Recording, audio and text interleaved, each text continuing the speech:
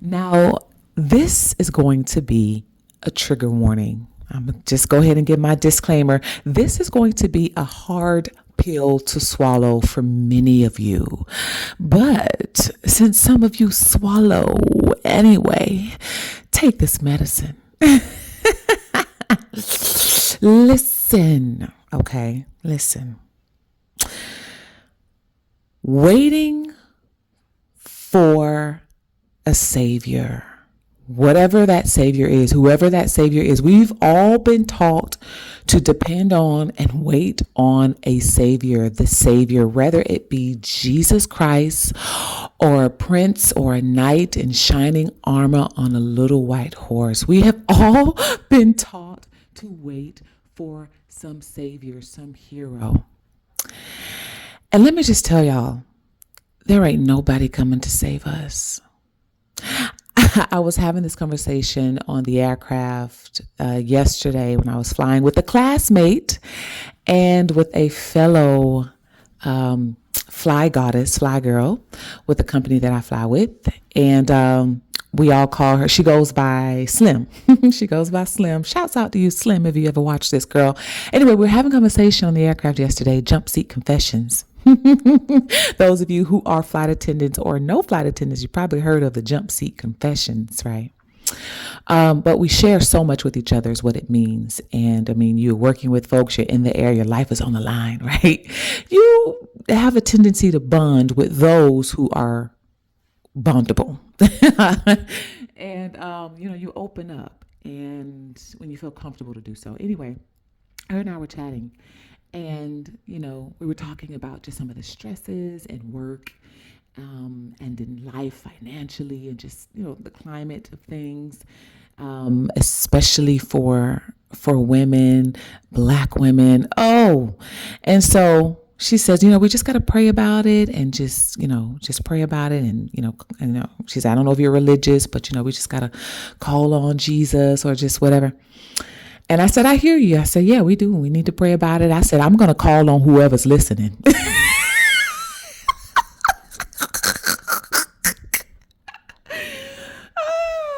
I said, I'm going to call on who's ever listening. And what I realized is that Jesus and whoever being taught to depend on a savior, if it were true, the story of Jesus did say that all the things that he does, we can also do because God is in us, and hung his head and, whatever, and said that someone greater would return, but he never said it would be him. That someone greater that will return is within us. But let me tell you why. Welcome to Alcheminity, because turning pain into power is sexy. And I'm your host of this colony and the many colonies we are building around our globe, hell, our galaxies. I am your queen bee, Miss Burgess. If you're nasty, listen, y'all, let's get into this message. If you are not subscribed here, what are you waiting for? For those of you who want to collaborate, partner with me, sponsor Alcheminity, get your copy of Activate, get your merch. All that information is in the description box below. Click my link tree. It'll guide you to everywhere I am. All right, let's get into this. Listen, ladies, I know this is a hard pill to swallow for many of us, because we have all been taught to wait on a savior, whether that be in a man or God. Always been taught to wait on some sort of savior. And here's the thing. For those of us on this journey as activated alchemists, we know that it's not about waiting on the savior, but activating and awakening and integrating the savior within us. Because when we do that first, then the savior shows up. Oh my gosh. Are y'all hearing me? Spirit, talk your shit through me, okay? I'm going to let this message be purely channeled, all right? For those of us on this journey as activated ones, as alchemists, those who have had to learn to turn our pain into power. Okay? We had to. Why? Because we've been through the most shit. We've been through the ringer spiritually, mentally, emotionally, physically, right? We've been through the ringer. We are the ones who've had to get things out of the mud. We are the ones who've had to turn shit into sunshine, right? But we realize, those of us on this journey, we realize that the work has to be done within so that it can show up in our outer worlds, right? Again, I'm not a religious person. I am not a religious person at all. But I take what resonates and I leave the rest, okay? Even Jesus had to cultivate his inner world. Mahatma Gandhi, Buddha, Allah, whoever, whatever names you want to put on energy, okay? Even they had to cultivate their inner world so that they could manifest in the outer world. It had to happen within before it could show up without, right? And so those of us on this journey as alchemists and activated ones, we know we have been called on the journey within in order for things to show up in our outer worlds, okay? Those of us who are doing the work on and in our root chakra, we begin at the root because nothing can manifest, nothing can grow, nothing can evolve unless we deal with the root. For those of us on this journey, we first had to clear out some generational traumas and shit. We had to clear some things out starting at the root. Those of us who may have experienced some sort of sexual trauma, okay? Some sort of trauma to the womb or to the root chakra, all right? Even those of you who experience unplanned or unwanted pregnancy, this is a form of sexual trauma. I talk about this as well. Make sure you get your copy of my book, Activate: Unorthodox Philosophies That Explore Anxiety, Depression, and Suicidal Thoughts as Symptoms of Suppressed Superpower. You can get it on Amazon, a paperback or ebook, or you can get it from me. You can order it from my website, TimmeshaBurgess.com. I'll sign and inscribe it and send it to you, okay? So listen, we know that the work had to begin within. Those of us on this journey, we had to begin at our roots, okay, the root of a thing so that it can grow and rise and do what it's supposed to do and produce all of this yummy, juicy fruit and nectar, which we are producing now as alchemists. If you're here, you're already producing. You're already doing the work in and on yourself, okay? But we realized that this had to happen first before we could see the fruits show up, right? The roots had to take root. The seeds had to be planted in order for us to be able to cultivate and raise energy up and grow these branches and grow these, grow these fruit, grow this harvest, right? We realize that in order for any savior to come, in order for anything to happen in our outer worlds, it first has to happen in our inner worlds. And those that came before us, Jesus being an example, Mahatma Gandhi, Buddha, Allah, Tutti Fruit, whoever it is, okay, were all examples of this, right? I know. There is no savior coming because the work is in saving ourselves. On the journey of saving yourselves, cultivating those gifts and abilities, talents and skills that help you to save you. And then the outer world shows up. It's kind of like, what's that movie, Angels in the Outfield? If you build it, they will come. Ooh, speaking of those of you who are part of my Come Masterclass over on patreon.com/Alcheminity, welcome. Okay. Those of you who are interested, go over to my Patreon, read the description and decide if it's for you. Okay.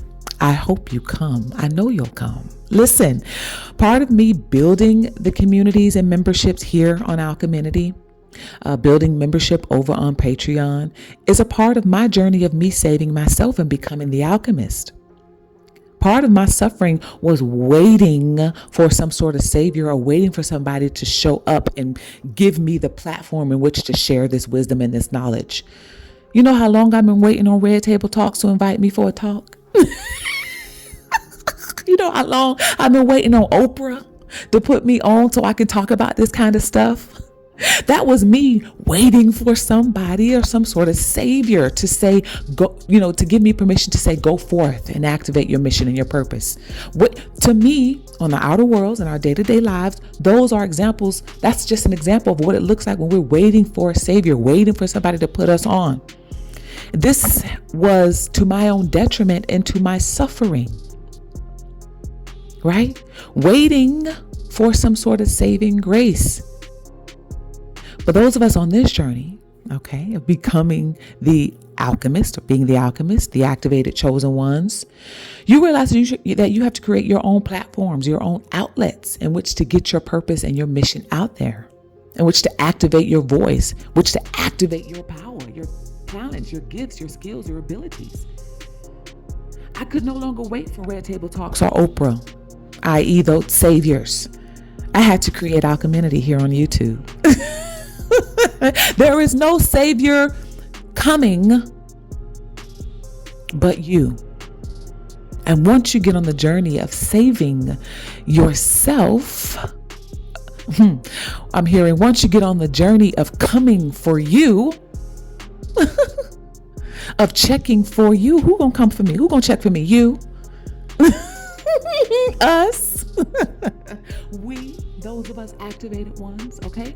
Once you're on the journey of coming for you, saving you, activating you, of putting you on, then they show up, right?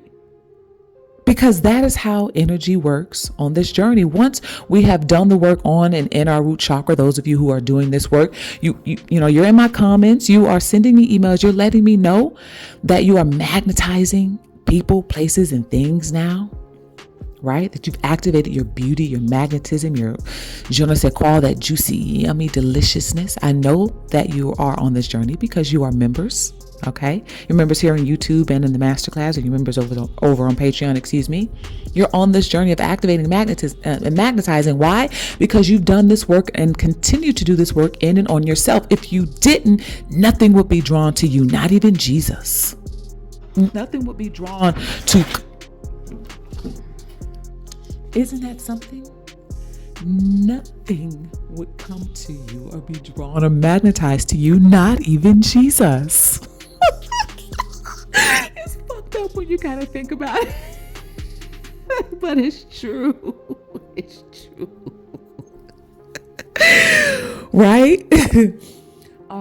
As you're activating your spiritual gifts, okay, these spiritual gifts are coming online. Your spiritual gifts being, you're an empath, you're an intuitive, you're psychic, you're clairsentient, you're clairaudient, okay, you're clairvoyant, right? You understand, and understand energy now, right? In order to align and call on your ancestors or certain spiritual guides, all right, you have to be at an energetic frequency for them to even hear you, for certain frequencies to even hear where you are. You have to for certain energies or being to connect to where you are, you have to be at a certain energetic vibration. Okay. So once you know this, you realize that you can't connect to anything or anyone until you are at a certain vibrational match. Now, don't get me wrong. There are many that are dwelling at vibrational matches that appear to not be attracting. Like, let me just, for example, hold on.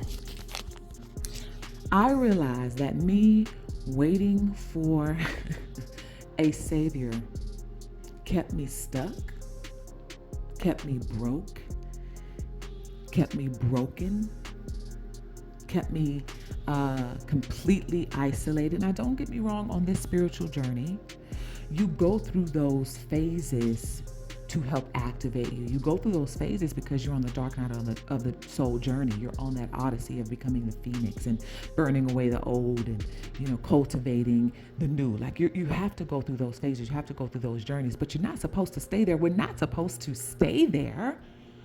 And for those of us on this journey, we realize that we been in those situations multiple times or been in these situations too long because we've been waiting on a savior in more ways than one.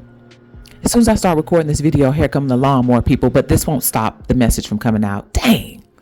So forgive that if y'all hearing the lawnmower stuff go on. Okay. But so those of us on this journey, we realize that is what has kept us stuck and broken, right? Waiting on the savior, waiting for something to come and break us free, as opposed to creating and cultivating passages and pathways out. On this journey of becoming the phoenix, as a phoenix rising, you hit rock bottom in your life. You cultivate and create your way out by the rocks that you put together from people, that have thrown them at you, or the rocks that you put together from being at this rock bottom in your life. We have to create our way out. That is our savior. Because until we're at a vibrational match, the savior can't see us anyway. We have to rise to a certain level to be seen, to be heard. And the only way to do that is to create the avenues in which you are seen and which you are heard. I.e., for me, it's Alcheminity here on YouTube. It's my TikTok. It's me creating Patreon. It's me creating memberships here. It's me creating memberships over on Patreon. It's me writing a book to get these messages out, as opposed to waiting for a savior to help me bring these messages out. I created avenues in which to bring these messages to those of you who it's meant for. And I know it hasn't been in vain. I know that I have been my own savior so that the savior can show up. And I know that because y'all are here. Y'all are my saviors too. Ooh.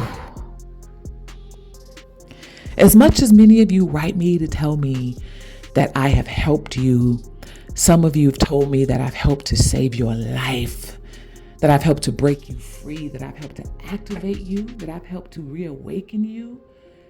Hearing that is saving me too. So not only are we saving ourselves, but we are saving each other. Y'all are my saviors too. You have shown up for me only because I've shown up for myself first. Right?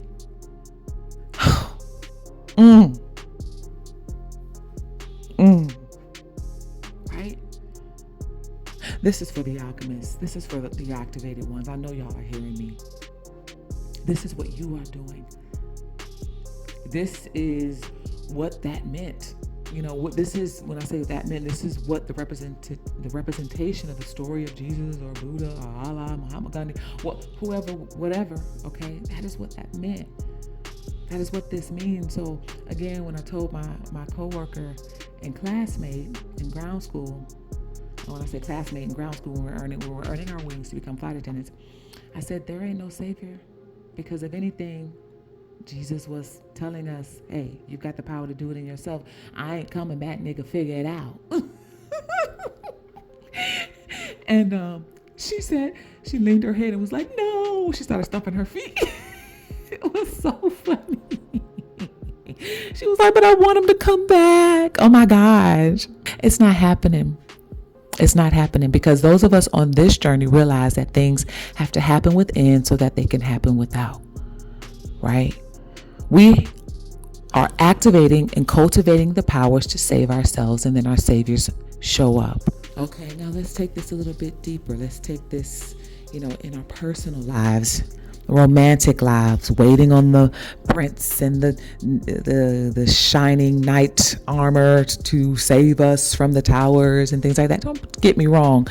Fairy tales exist. We must believe in the fairy tales. They exist. Why? Because art imitates life. But even those princesses and Cinderellas in those fairy tales had to somewhat, in some way, shape, or form, save themselves first so that the Prince Charming and Savior could show up, right? Let's think about Cinderella. The fairy godmother came to her, and Cinderella took a leap of faith and was like, okay, do this magic on me because I want to go to this ball. She didn't stay at home and just cry about it. And she did for a little while, as we all do. But then you say, I'm going to take this leap of faith and I'm going to go to the ball. And when you decide you want to go to the ball, you really want to go to the ball, Spirit shows up and helps you get to that ball. She first showed up for herself so the prince could see her. We've got to show up and rise to an energetic frequency, a level to be seen by the Savior, by the Saviors. I remember my mom and I were talking about dating and love and romance, and she says to me, baby, are you ever going to let a man in to just... And I said, Mama. Now, granted, let me just put this little caveat out there. I have been engaged twice. I've been proposed to 3 or 4 times in my life. Okay. So just know that the energy has always been present.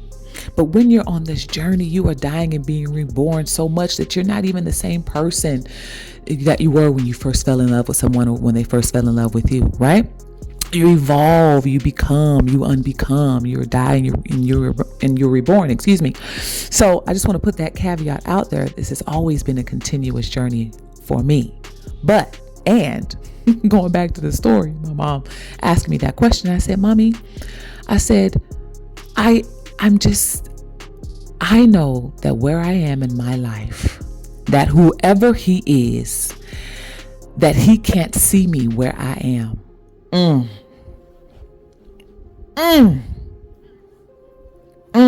Right? Because I was on this and continue to be on, as you all are, on this evolutionary journey.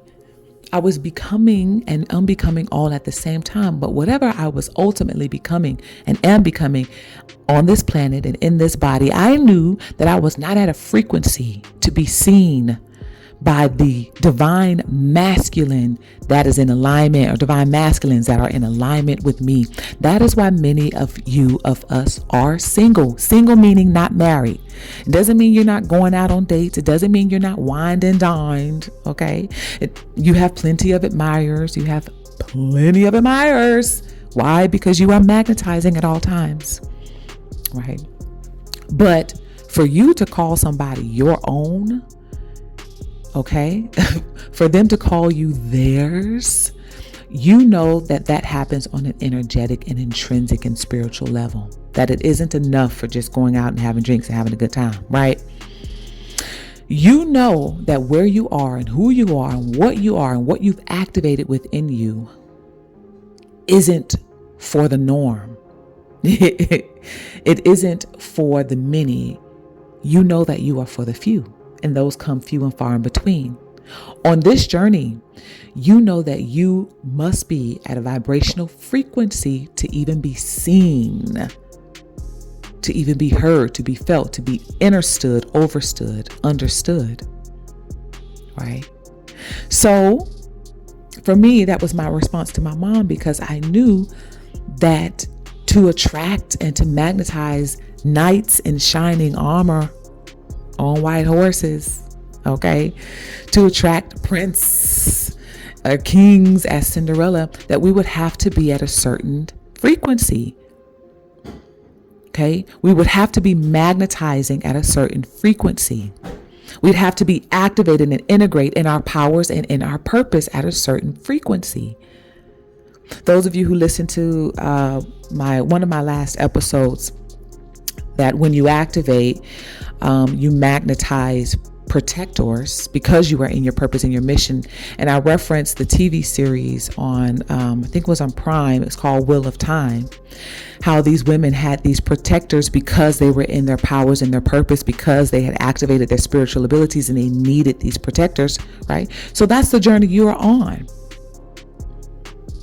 And you know that, vibrating at this frequency, you know what you attract. You know what you have the ability to attract. You know that now. But in order to attract that prince, that savior, that whatever, okay, that you first have to save yourself. This is what makes you magnetic. This is what makes you beautiful. This is what makes you more attractive. You are now being seen. In order for the saviors to come, we must first save ourselves. Anyway, I hope y'all enjoyed this. Listen, thank you for being subscribed here. Shouts out to the new subscribers. I see you. I see your comments. I'm glad that you are here.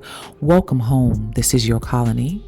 To those of you who aren't subscribed yet, go ahead and do that. And again, read the information on the membership only content over on Patreon, here on YouTube as well, and decide if it's for you. Okay. But if you're here, I know it's for you. Make no mistake about it. Anyway, I will see y'all. I'll speak to y'all in the next episode. Ciao for now. Mwah.